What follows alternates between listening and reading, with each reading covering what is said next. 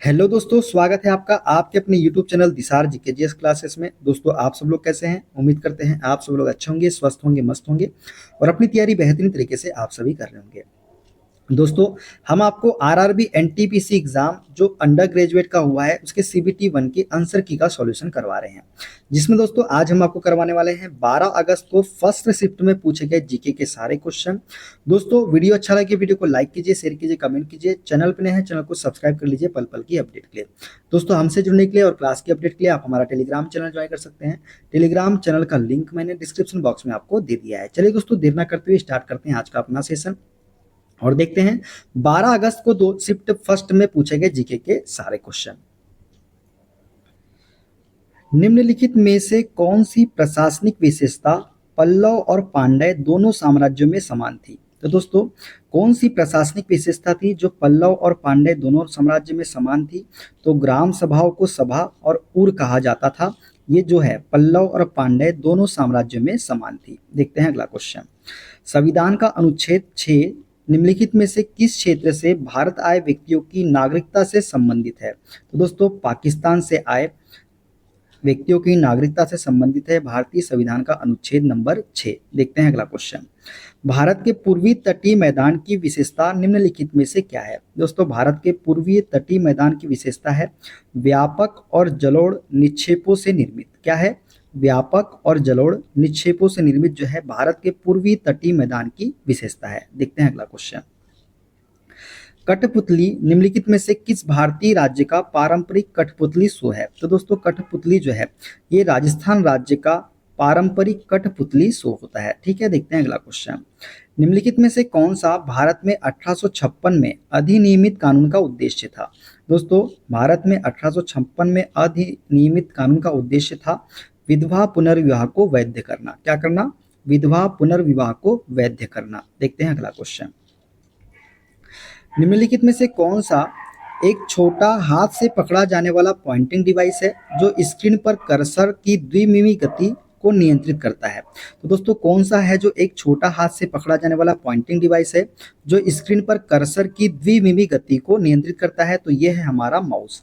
इसका right answer क्या हो जाएगा? माउस हो जाएगा। देखते हैं अगला क्वेश्चन। सितंबर 2015 में न्यूयॉर्क में संयुक्त राष्ट्र सतत विकास शिखर सम्मेलन में कुल कितने सतत विकास लक्ष्य अपनाए गए हैं? दोस्तों, सितंबर 2015 में न्यूयॉर्क में संयुक्त राष्ट्र सतत विकास शिखर सम्मेलन में कुल 17 सतत विकास लक्ष्य अपनाए गए हैं। कितने? 17। देखते हैं अगला क्वेश्चन।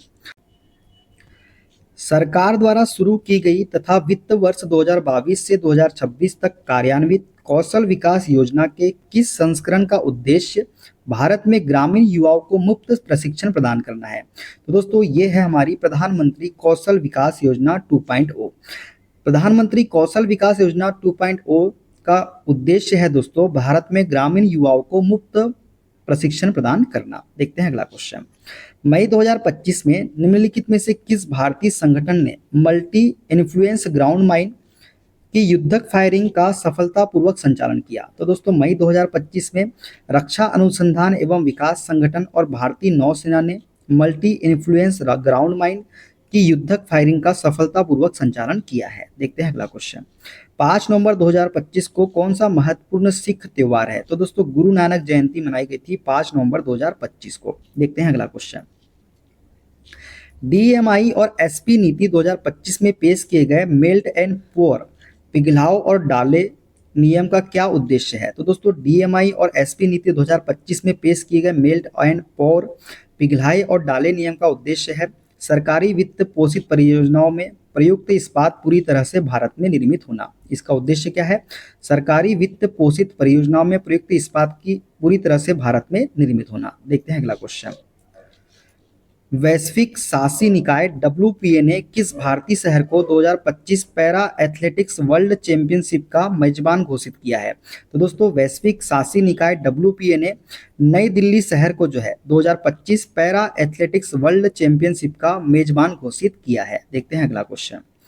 किस अधिनियम ने पहली बार नागरिक और सैन्य प्राधिकरण के साथ भारत के गवर्नर जनरल का पद सृजित किया है? तो दोस्तों, चार्टर एक्ट 1833 के तहत जो है पहली बार नागरिक और सैन्य प्राधिकरण के साथ भारत के गवर्नर जनरल का पद सृजित किया गया है? किसके? चार्टर एक्ट 1833 के द्वारा। देखते हैं अगला क्वेश्चन। निम्नलिखित में से कौन सा भारत के राष्ट्रपति का विवेकाधिकार है? तो दोस्तों, जब किसी भी दल को स्पष्ट बहुमत न हो तो प्रधानमंत्री की नियुक्ति करना जो है राष्ट्रपति का विवेकाधिकार है। देखते हैं अगला क्वेश्चन। निम्नलिखित में से कौन सा देश भारत के साथ स्थलीय सीमा साझा नहीं करता है?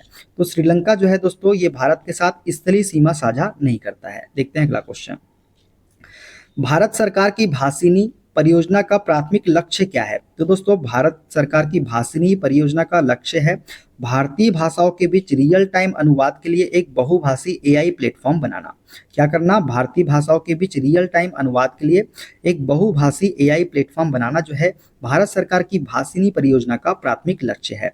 स्वतंत्रता की पूर्व संध्या 1947 में भारत में किस आर्थिक प्रणाली का प्रभुत्व था? तो दोस्तों, स्वतंत्रता की पूर्व संध्या 1947 में भारत में जो है औपनिवेशिक कृषि अर्थव्यवस्था प्रणाली का प्रभुत्व था। देखते हैं अगला क्वेश्चन। मन्नार की खाड़ी निम्नलिखित में से किनके बीच स्थित है? दोस्तों, मन्नार की खाड़ी जो है ये भारत और श्रीलंका के मध्य में स्थित है। किसके? भारत और श्रीलंका के मध्य में। किस भारतीय अंतरिक्ष तकनीक स्टार्टअप ने गूगल के साथ मिलकर भारत का पहला निजी उपग्रह तारामंडल लॉन्च किया है? तो दोस्तों, ये है पिक्सल। पिक्सल ने भारतीय अंतरिक्ष तकनीक स्टार्टअप ने गूगल के साथ मिलकर भारत का पहला निजी उपग्रह तारामंडल लॉन्च किया है। ठीक है, देखते हैं अगला क्वेश्चन। उपनिवेशी आर्थिक नीतियों के तहत भारतीय हस्तशिल्प उद्योग में महत्वपूर्ण गिरावट आई। ब्रिटिश शासन के दौरान भारतीय हस्तशिल्प के पतन का एक प्रमुख कारण क्या था? तो दोस्तों, मशीन निर्मित ब्रिटिश वस्तुओं का आगमन जो है ये भारतीय हस्तशिल्प के पतन का प्रमुख कारण था ब्रिटिश शासन के दौरान में। देखते हैं अगला क्वेश्चन। 1934 में हेरोल्ड सी उरे को डैश रसायन विज्ञान में नोबेल पुरस्कार से सम्मानित किया गया था? दोस्तों, 1934 में हेरोल्ड सी उरे को भारी हाइड्रोजन की खोज के लिए जो है रसायन विज्ञान में नोबेल पुरस्कार से सम्मानित किया गया था। वर्ष 2025 में 25वें आईफा अवार्ड में किस फिल्म को सर्वश्रेष्ठ पिक्चर का पुरस्कार दिया गया?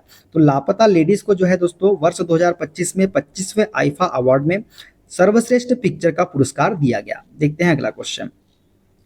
कृषि मंत्रालय के 1950-51 से 2014-15 तक के आंकड़ों के अनुसार भारत में किस भूमि उपयोग श्रेणी में गिरावट की प्रवृत्ति देखी गई है? तो दोस्तों, भारत में ऊसर और बंजर भूमि उपयोग श्रेणी में जो है गिरावट की प्रवृत्ति देखी गई है। ठीक है, किसके अनुसार? कृषि मंत्रालय के 1950-51 से 2014-15 तक के आंकड़ों के अनुसार। देखते हैं अगला क्वेश्चन। फरवरी 2025 में नई दिल्ली में आयोजित IIAS DARPG इंडिया कॉन्फ्रेंस की थीम क्या थी?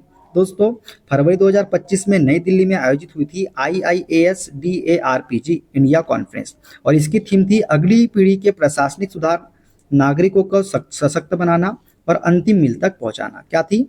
अगली पीढ़ी के प्रशासनिक सुधार, नागरिकों का सशक्त बनाना और अंतिम मील तक पहुंचाना। देखते हैं अगला क्वेश्चन।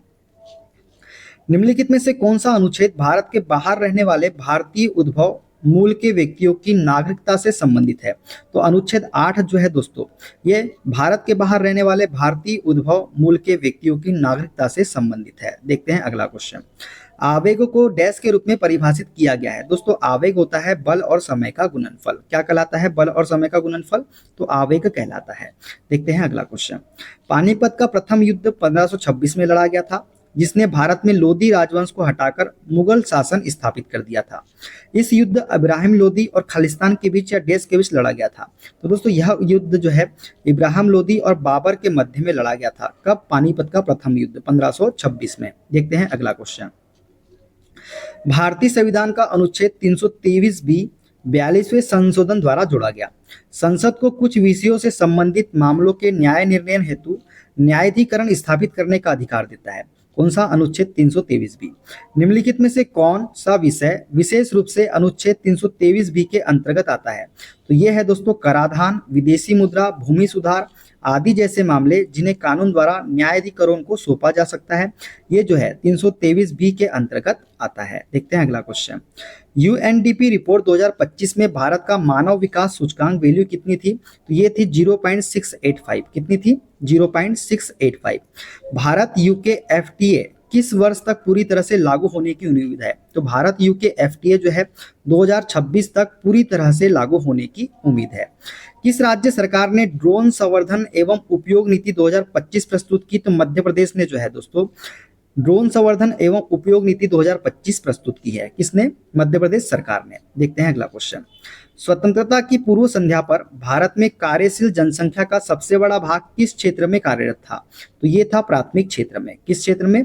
प्राथमिक क्षेत्र में कार्यरत था। स्वतंत्रता की पूर्व संध्या पर भारत में कार्यशील जनसंख्या का सबसे बड़ा भाग।